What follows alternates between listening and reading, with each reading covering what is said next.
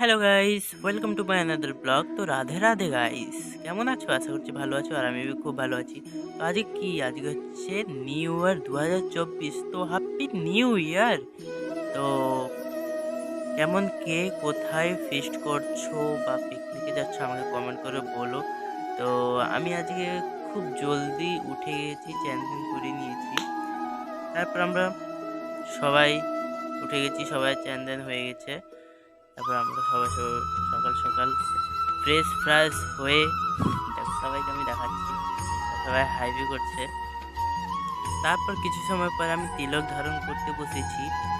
First আমি হাতে কিছু জল নিয়ে চন্দ্রকে রাফ করে একটা কাঠির সাহায্যে আমি তিলক দিই। হাত দিয়ে দেওয়া যায়, কিন্তু আমি কাঠি দিয়ে দিতে একটু পছন্দ করি। তো এটা হচ্ছে আমার কাঠি। আয়না দিয়ে দেখে দেখে ছোট ছোট ধীরে ধীরে করে আমি তিলকটা ধারণ করি। যেটা আমরা লাগাই না নাকে, ওটা হচ্ছে তুলসী মাতা। আর যেটা আমরা কপালে লাগাই, লম্বা লম্বা দুটো দাগ থাকে, ওটা হচ্ছে কৃষ্ণ ঠাকুরের দুটো চরণ বলে জানা গিয়েছে। সেটাকে আমরা মস্তকে ধারণ করি। আর গোলাতে তো তুলসী মাতাকে অর্পণ করি। তো দেখতে থাকো পুরো ব্লগটা কেমনি কি হচ্ছে। তা আমি তিলক ধারণ করতে করতে একজন একজন করে আমাদের বাড়ির সদস্য সবাই তিলক ধারণ করলো। আর কে কে তিলক ধারণ করতে ভালো লাগে বা পছন্দ করো, আর কে কে তিলক লাগাও প্রতিটা দিন, তো সে আমাকে কমেন্ট করে বলো। আমাদেরকে খুব ভালো লাগে তিলক ধারণ করতে, কিন্তু আমি সব দিন লাগাই না, কিছু কিছু দিন লাগাই। হাতে টাইম পাইলে আমি তিলকটা ধারণ করি। তারপর পুরো ব্লগটা দেখতে থাকো, পুরো লাস্ট পর্যন্ত দেখতে থাকো। ভালো লাগলে লাইক কমেন্ট শেয়ার অ্যান্ড সাবস্ক্রাইবটা করে দিও। তো হ্যাপি নিউ ইয়ারটা বি আমাকে কমেন্টে জানিয়ে দিও।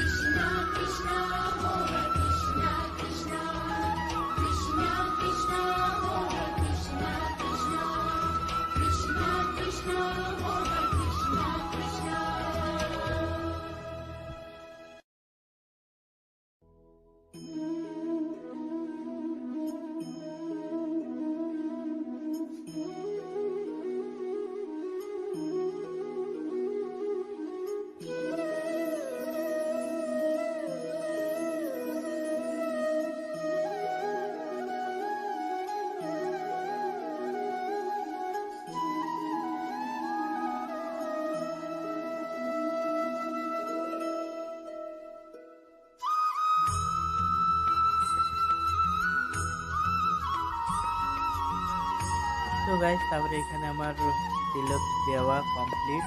তারপরে এখানে আমার হাতে অনেকগুলো তিলক ছিল। তারপরে আমি সবাইকে তিলক ধারণ করে দিলাম। তো এখানে দেখো আমার বন্ধুকে তিলক করেছে, আমি ওকে করে দিয়েছি।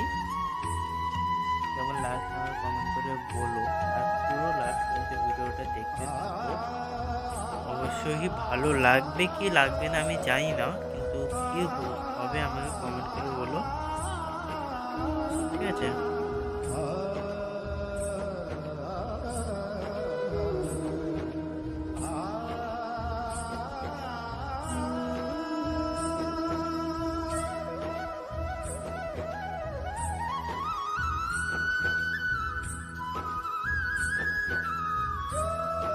তারপর তিলক ধারণ করার পর আমরা কিছু সময় পর বেরিয়েছি মন্দিরে যাব, ভোলানাথের মন্দিরে যাব।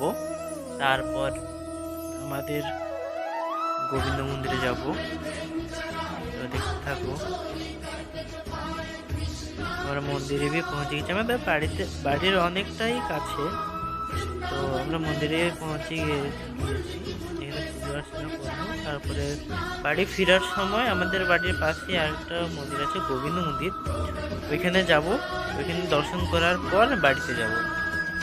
মিনিমাম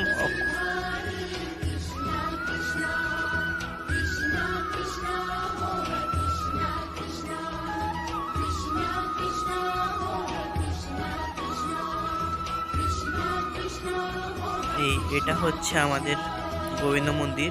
পুরো বাড়ির পাশেই দুটো মন্দির রয়েছে। তো দেখুন কি সুন্দর লাগছে না? এটা হচ্ছে আমাদের গোবিন্দ মন্দির। তারপর এখানে দর্শন করার পর আমরা সিধা বাড়িতে চলে যাব। এখানে চন্দন বি রয়েছে, এখানে বুন্ডি আমাকে চন্দন লাগিয়ে দিচ্ছে। বাড়িতে তিলক ধারণ করার পর শিব ভোলাদেব মন্দিরে গেলাম, এখানে চন্দন ধারণ করেছি। গোবিন্দ মন্দিরে এসেছি, এখানে আমি চন্দন ধারণ করেছি। বা খুব ভালোই লাগতেছিল।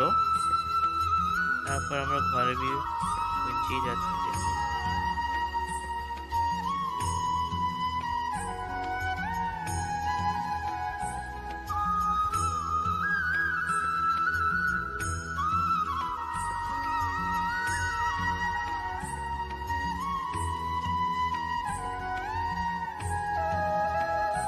তারপর কি হয়েছে জানো, আমরা মন্দির থেকে আসার পর খেয়ে দিয়ে তারপর আমি পড়তে বসেছিলাম। বুন্ডি এসে আমার মোবাইলে ভিডিও করতেছিল।